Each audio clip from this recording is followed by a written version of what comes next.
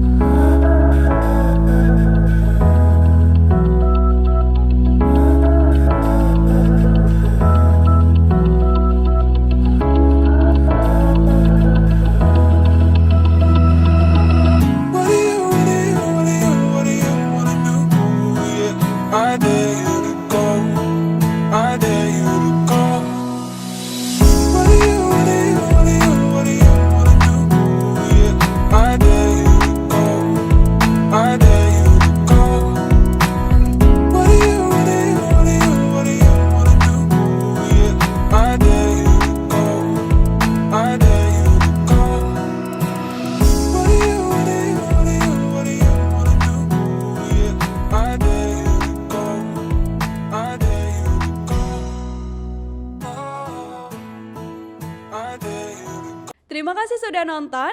Jangan lupa like, subscribe, dan share ya.